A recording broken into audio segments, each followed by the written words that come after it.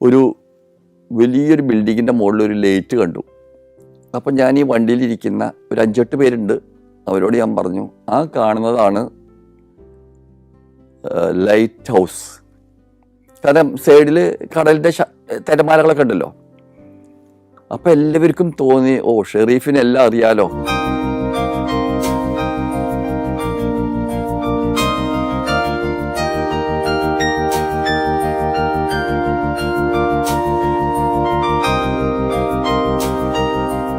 ഈ ജീപ്പ് എന്ന് പറയുന്ന ലാൻഡ് റോവർ കൊണ്ടുവന്നിട്ട് ഇതിൻ്റെ അടുത്ത് കൊണ്ടു നിർത്തി. അതെൻ്റെ രണ്ടാമത്തെ അഹംഭാവത്തിൻ്റെ മോനോടിച്ചതായിരുന്നു. അത് ഒരു പള്ളിയുടെ മിനാരത്തിൻ്റെ ലേറ്റായിരുന്നു. കാരണം അന്നത്തെ കാലത്തൊക്കെ ഞങ്ങളുടെ നാട്ടിൽ ഇലക്ട്രിസിറ്റിയേ ഇല്ല, അല്ലെങ്കിൽ പള്ളികളിൽ മിനാരങ്ങളും ഇല്ല അന്നത്തെ കാലത്ത്. അപ്പം അത് കഴിഞ്ഞ് ഞങ്ങളവിടെ ചെന്ന് വണ്ടി അവിടെ നിർത്തി. അപ്പോഴും ഞങ്ങൾക്കറിയില്ല ഈ സ്ഥലം ഏതാണെന്ന്. ഞങ്ങളുടെ മനസ്സിൽ അത് ദുബായ് ആണ്. അപ്പം രാത്രി ഏകദേശം ഒരു 2 മണി 3 മണിയോളം ആയിട്ടുണ്ടാവണം. 2 മണി കഴിഞ്ഞിട്ടുണ്ട്. അപ്പം ഞാൻ എൻ്റെ നാട്ടുകാരനും കൂട്ടുകാരനായ ഒരു മുഹമ്മദ് അലി, ഒരു ബാബ, ഒരു ഫ്രാൻസിസ്, ഞങ്ങൾ 4 പേര് മാത്രമായിട്ട് മാറി.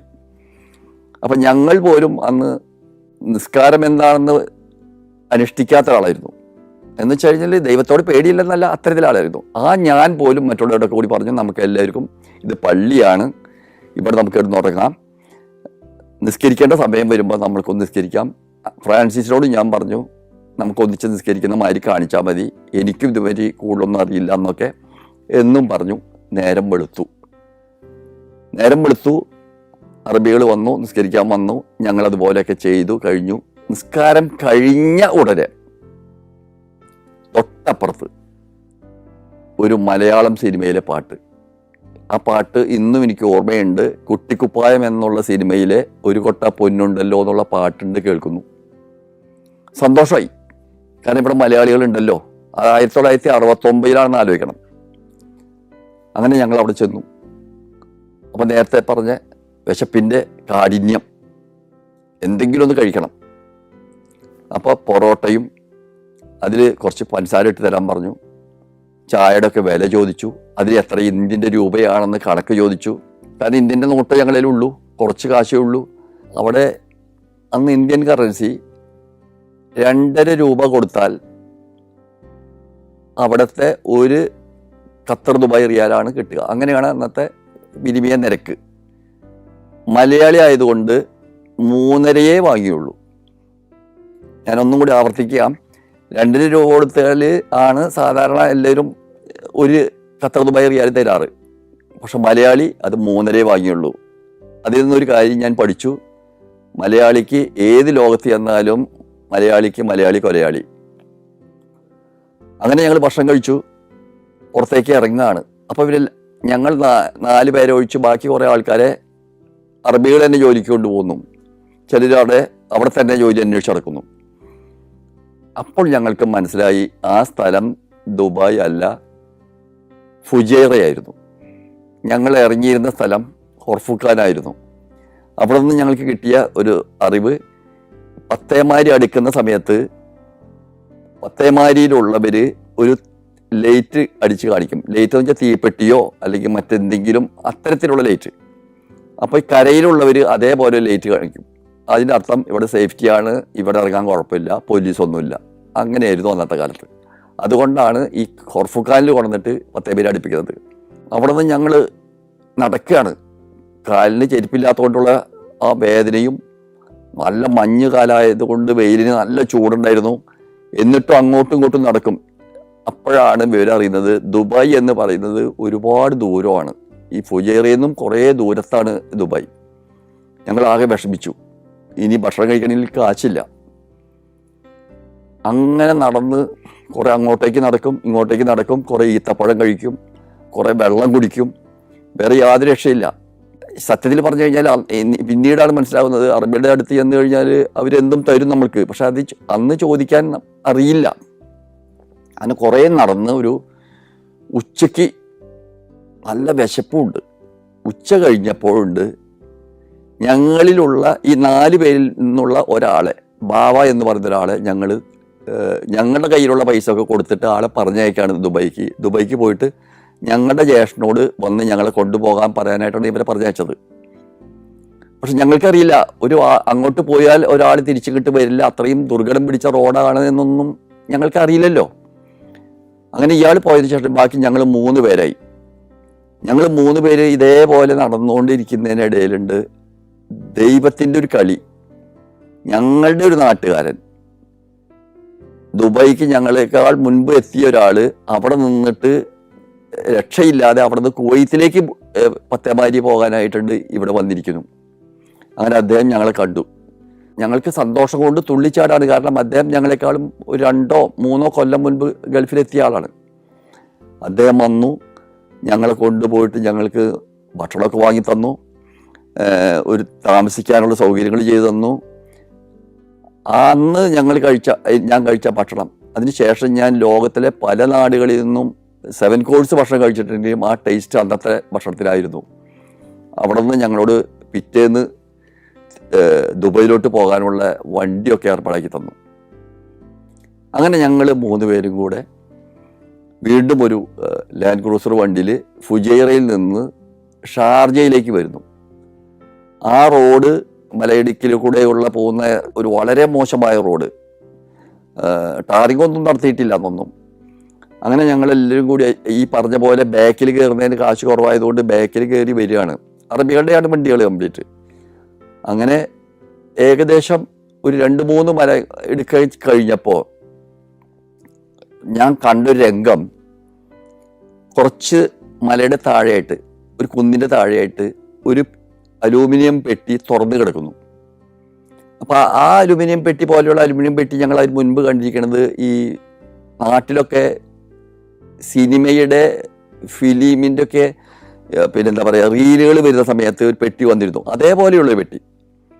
അത് തുറന്നു കിടക്കുന്നു. അതിൻ്റെ ഉള്ളിൽ നിന്ന് ഒരുപാട് ബ്രെഡുകളും മറ്റൊക്കെ പുറത്തേക്ക് എടുക്കുന്നു. അപ്പം എനിക്ക് തോന്നുന്നത് ഏതെങ്കിലും വണ്ടിയിൽ അത് ബാക്കിൽ കൊണ്ടുപോയപ്പോൾ അതിൽ നിന്ന് തെറിച്ചു പോയതായിരിക്കാം. ഞങ്ങൾക്ക് തിന്നാൻ ദൈവം കൊണ്ടുവന്ന ഒരു ഭക്ഷണമായിരിക്കും അത്. ഞങ്ങളവിടെ താഴത്തിറങ്ങി. ഞാൻ അന്നും ഇന്നും വളരെ ഹൈജീനിക് ആയിട്ടുള്ള ഒരാളാണ്. അതൊന്നും അവിടെ നോക്കിയില്ല. പൊടി തട്ടി കുറേ ബ്രെഡൊക്കെ കഴിച്ചു. വിശപ്പൊക്കെ ഒന്നും സമാധാനമായി. അങ്ങനെ ഏകദേശം ഒരു വൈകുന്നേരം 4 മണി 5 മണി ആയപ്പോൾ ഷാർജയിലെത്തി. ഞങ്ങൾ ഷാർജയിൽ ഒരു മലയാളിയുടെ അടുത്ത് ചെന്നു. അവിടെ ഞങ്ങൾ ഡ്രസ്സൊക്കെ കഴുകി വൃത്തിയാക്കി ഉണക്കി. അവിടെ നിന്ന് അദ്ദേഹം ഞങ്ങളെ മറ്റൊരു വണ്ടിയിൽ ദുബായിലോട്ട് പറഞ്ഞയച്ചു. ദുബായിൽ ഡെയ്റയിൽ ഐഷ റെസ്റ്റോറൻറ്റ് എന്ന് പറയുന്ന ഖാദിർ ഹോട്ടലിൽ നിന്നാണ് സാധാരണ എല്ലാവരും പറയുക. അവരെ ഹോട്ടലിൻ്റെ അടുത്താണ്. അന്ന് മലയാളികൾ എല്ലാവരും വന്ന് ഇറങ്ങുന്ന സ്ഥലമാണ് ഈ പറഞ്ഞ ഐഷ റെസ്റ്റോറൻറ്റ്, ഖാദിർ ഹോട്ടൽ. അത് ദൈറയിലാണ്. അന്ന് 3 നിലയുള്ളൊരു ബിൽഡിങ്ങിൽ പെട്ട ഒന്ന് ഇത് മാത്രം ഉണ്ടാകും. വളരെ കുറവ് ബിൽഡിങ്ങുകൾ 3 നിലയുള്ളതേ ഉള്ളൂ. ഒക്കെ 2 നിലയാണ്, ഇത് 3 നില. അതിൽ അവിടെ കൊണ്ടുവന്നിറക്കുന്നു. അവിടെ ഇറക്കി കഴിഞ്ഞാൽ കുറേ ആളുകൾ വന്ന് ഒട്ടം കൂടി നിൽക്കും. അങ്ങനെ ഓരോരുത്തരും ചോദിക്കും എവിടെ നിന്ന് വരുന്നു. അല്ലാണ്ട് ഇന്നത്തെ പോലെ ടെലിഫോൺ സൗകര്യങ്ങളോ മറ്റൊന്നും അന്നില്ലല്ലോ, അല്ലെങ്കിൽ അഡ്രസ്സുകളില്ല. എല്ലാവർക്കും പോസ്റ്റ് ബോക്സ് നമ്പേഴ്സാണ്. റോഡുകൾക്ക് പേരുകളില്ല അന്നത്തെ കാലത്തൊക്കെ. അപ്പോൾ നമ്മൾ പറയാതെ ഫസ്റ്റിൽ ആരും പറയാ തൃശ്ശൂർ ജില്ല, തൃശ്ശൂർ എവിടെയാണ്, അങ്ങനെ ഓരോ നമ്മുടെ ഐഡൻറ്റിഫിക്കേഷൻ പറയുമ്പോൾ അവർ നമ്മളെയും കൊണ്ട് ഓരോ ഭാഗങ്ങളിലേക്കും കൊണ്ടുപോകും. അങ്ങനെ അന്വേഷിക്കും ഈ നാട്ടിലുള്ള ആരെങ്കിലും ഉണ്ടോ എന്ന് ചോദിച്ച് അങ്ങനെ കൊണ്ടുപോയിട്ട് ഷിക്കത്തുൽ ഖൈൽ എന്ന് പറയുന്നൊരു സ്ഥലമുണ്ട് അവിടെ, നായിഫ് റോട്ടിൽ. അവിടെയായിരുന്നു ഞങ്ങളുടെ സഹോദരന്മാർ. അവിടെ കൊണ്ടുവന്ന് എന്നെ ആക്കി. അങ്ങനെ 18ാമത്തെ വയസ്സിൽ 54 വർഷങ്ങൾക്ക് മുമ്പ് ഞാനൊരു പേർഷ്യക്കാരനായി. Malaysia, Thailand, Tanzania, China. Sancharam volume number 12. Full HD-യിലുള്ള ഈ അപൂർവ ദൃശ്യയാത്രാ വിവരണ ശേഖരം സ്വന്തമാക്കാൻ 9955442222 എന്ന നമ്പറിലേക്ക് സഞ്ചാരം എന്ന് SMS ചെയ്യൂ. അവിടെ നിന്നും ഞാൻ ജോലി അന്വേഷിച്ച് നടക്കുകയാണ്. അപ്പോൾ ഒരു മിഡിൽ ക്ലാസ് ഫാമിലിക്കാരനും കുറച്ച് വിദ്യാഭ്യാസമൊക്കെയുള്ള ഞാൻ അതൊന്നും നോക്കുന്നില്ല. വൈറ്റ് കോളറിസം അന്നും ഇന്നും എനിക്കില്ല. ഞാൻ അങ്ങനെ അതേപോലെ ആരെയും ഡിപ്പെൻഡ് ആവാതെ ഇൻഡിപെൻഡൻ്റ് ആയിട്ട് നടക്കുക എന്നുള്ളത് എൻ്റെ ഒരു നേച്ചറാണ്. അത് പ്രകാരം ഞാൻ ഓരോ സ്ഥലത്ത് ചെല്ലും. ഞാൻ ചോദിക്കും, അന്ന് കാണാപ്പാടം എഴുതി പഠിച്ചിട്ടാണ് കൊണ്ടുപോണത്. ഷുഗൽ ഫീ, ഹാവ് എനി വേക്കൻസി, കാംഹേ എന്ന് ചോദിച്ച് ഇങ്ങനെ ഓരോ വില്ലകളിലും ഫ്ലാറ്റുകളിലും ഏതെങ്കിലും ഷോപ്പുകളിലൊക്കെ പോകും. എന്തുകൊണ്ടാണെന്ന് അറിയില്ല, ഹോട്ടലുകളിൽ ഞാൻ അന്ന് പോയി ജോലി ചോദിച്ചിട്ടില്ല. അത് മോശമായതുകൊണ്ടൊന്നല്ല.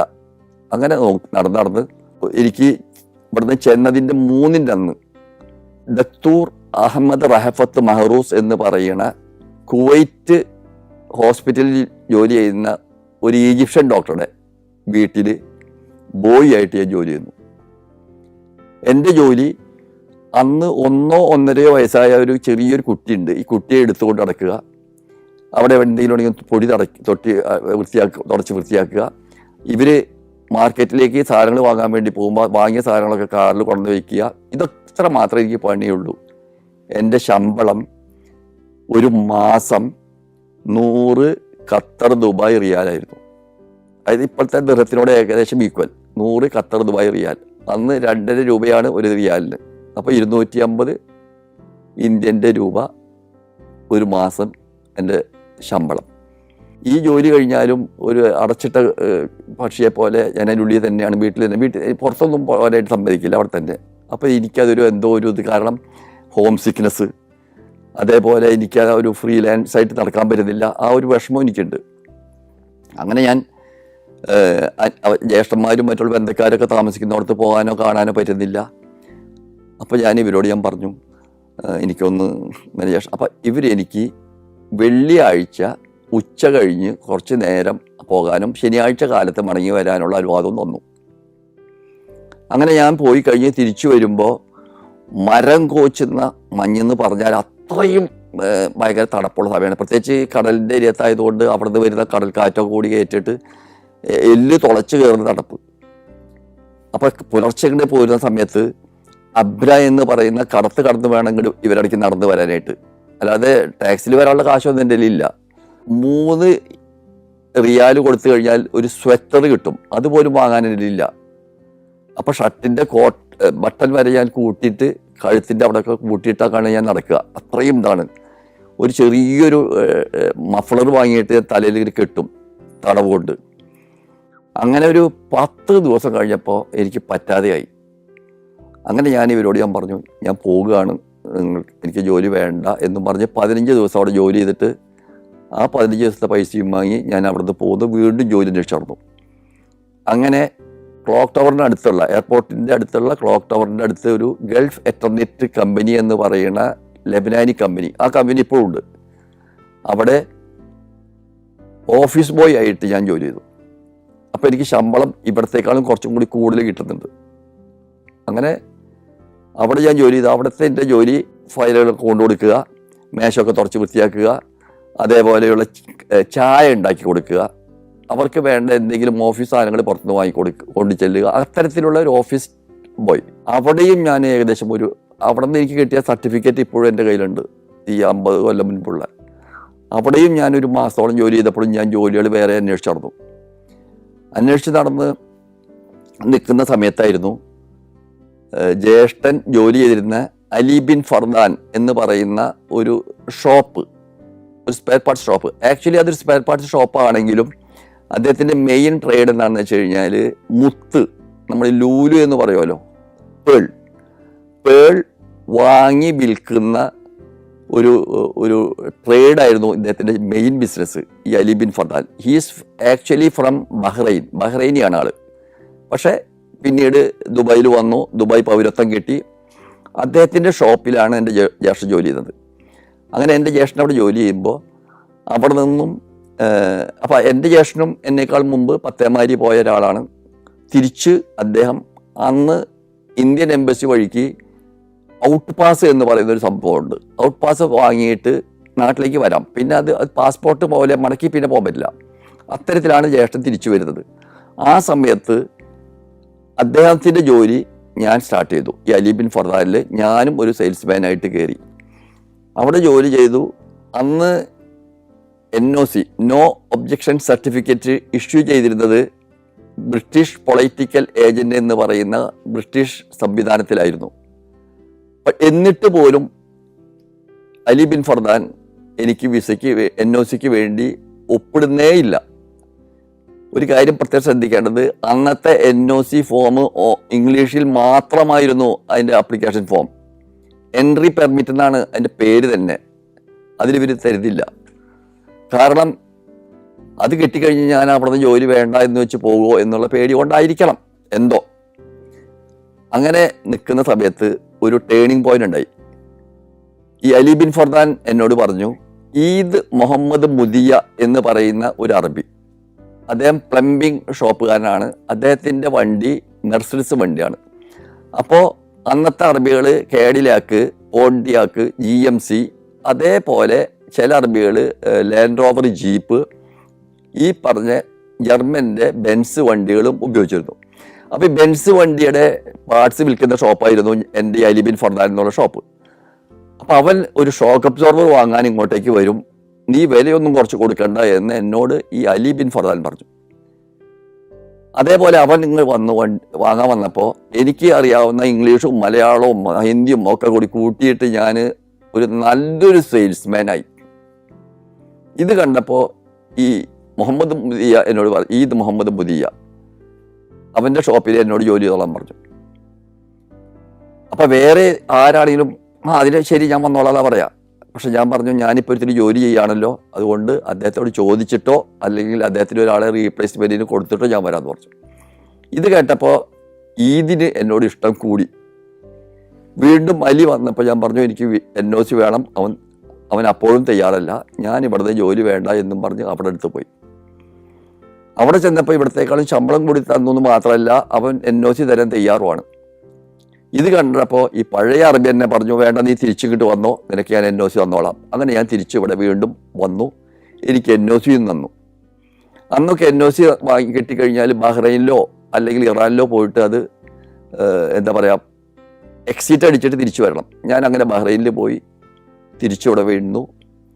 അങ്ങനെ അവിടെ ഞാനൊരു വർഷത്തെ റെസിഡൻസ് പെർമിറ്റുള്ള ഒരു NOCക്കാരനായി. ഒരു പ്രധാനപ്പെട്ട കാര്യം, ഇന്ന് ലോകത്ത് എവിടെ റെസിഡൻസ് പെർമിറ്റ് അല്ലെങ്കിൽ വിസ അടിക്കുന്നുണ്ടെങ്കിൽ അതിൻ്റെ സ്റ്റാമ്പ് എപ്പോഴും റവന്യൂ സ്റ്റാമ്പായിരിക്കും, അല്ലെങ്കിൽ ഇമിഗ്രേഷൻ സ്റ്റാമ്പായിരിക്കും. എന്നാൽ എൻ്റേതടക്കം 50 അല്ലെങ്കിൽ 100 പാസ്പോർട്ടുകളിൽ ഏറ്റവും ആദ്യത്തെ വിസ പേജിൽ ഒട്ടിച്ചിട്ടുള്ള സ്റ്റാമ്പ് പോസ്റ്റൽ സ്റ്റാമ്പാണ്. അതിൻ്റെ ഒറിജിനൽ ഇപ്പോഴും എൻ്റെ കയ്യിലുണ്ട്. അത് ഞാൻ പറഞ്ഞപ്പോൾ ഗൾഫിലുള്ള അറബികൾക്ക് പോലും അത്ഭുതമായി. കാരണം അത് പോസ്റ്റൽ കത്തയക്കുന്ന സ്റ്റാമ്പാണ് അതുമ്പോൾ അടിച്ചിരിക്കുന്നത്, ആ പാസ്പോർട്ടുള്ളത്. കാരണം അന്ന് റവന്യൂ സ്റ്റാമ്പ് UAE ആയിട്ടേ ഇല്ല. അപ്പോൾ ഉള്ള പോസ്റ്റൽ സ്റ്റാമ്പ് വെച്ചിട്ടാണ് അതടിച്ചത്. അതിനുശേഷം ഞാൻ വിസ കിട്ടി, വിസ ഹോൾഡറായി കഴിഞ്ഞപ്പോൾ സർദാന എന്ന കപ്പലിലാണ് ഞാൻ തിരിച്ചിങ്ങോട്ടേക്ക് പോകുന്നത്. ബോംബെക്ക് തന്നെ വന്നു. അതിനുശേഷം നാട്ടിൽ നിന്ന് 2 മാസം ശേഷം വീണ്ടും അക്ബർ എന്ന ഒരു ഷിപ്പ് ഉണ്ടായിരുന്നു. ആ കപ്പലിലാണ് ഞാൻ തിരിച്ച് വീണ്ടും ദുബൈയിലോട്ടെത്തി. ദുബൈയിൽ എത്തിക്കഴിഞ്ഞപ്പോൾ ഞാൻ വിചാരിച്ചു, ഇനി എൻ്റെ തട്ടകം ദുബായ് വേണ്ട, അബുദാബി ആക്കാം. അങ്ങനെ അവിടെ നിന്നും ഞാൻ അബുദാബിയിലോട്ടെത്തി. അബുദാബിയിൽ 1972 ലാസ്റ്റാണ് ഞാൻ ചെല്ലുന്നത്. അവിടെ നിന്നും ഒരുപാട് ജോലികൾ. ഞാൻ അവിടെ സെയിൽസ്മാനായിട്ട് ജോലി ചെയ്തു. അതിനുശേഷം ഞാൻ സെയിൽസ് മാനേജറായിട്ട് ജോലി ചെയ്തു. ടാക്സി ഡ്രൈവറായിട്ട് ഞാൻ ജോലി ചെയ്തു. ദുബായ് അബുദാബി ടാക്സി ആയിട്ട് 4.5 വർഷം ഞാൻ ജോലി ചെയ്തു. അങ്ങനെ ഒരുപാട് ജോലികൾ ചെയ്തതിന് ശേഷം ഞാനൊരു ഷോപ്പ് എടുത്തു.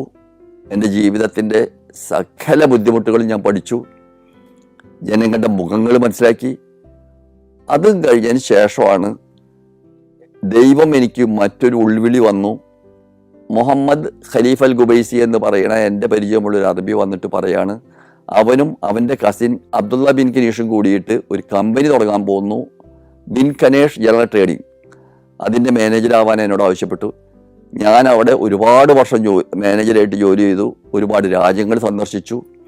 അങ്ങനെ നിന്ന് 1987 ഓഗസ്റ്റ് മാസം ഞാൻ എൻ്റെ ബോസുമാരോട് ഞാൻ പറഞ്ഞു, അപ്പോൾ അന്ന് എനിക്ക് 36 വയസ്സ് പ്രായമുള്ളതെന്ന് ആലോചിക്കണമെന്ന്. ഞാൻ പറഞ്ഞു, എനിക്കിനി ഗൾഫ് വേണ്ട, ഞാൻ തിരിച്ച് നാട്ടിലേക്ക് പോവുകയാണ്. ഞാൻ എന്തായിട്ടും എനിക്കെൻ്റെ ജീവിതം മുഴുവൻ ഞാൻ ഈ നാട്ടിലേക്ക്, എൻ്റെ ഇന്ത്യയിലേക്ക് മതി. കാരണം നമ്മൾ എന്തൊക്കെ കഴിച്ചാലും നമ്മുടെ പോറ്റമ്മ നമുക്ക് എന്തൊക്കെ തന്നാലും പെറ്റമ്മ തരുന്നൊരു അതിനൊരു ടേസ്റ്റ് കൂടുതലാണല്ലോ, അതുകൊണ്ട് എനിക്ക് ഇന്ത്യ മതി എന്നും പറഞ്ഞ് ഞാനിങ്ങോട്ട് തിരിച്ചു പോന്നു.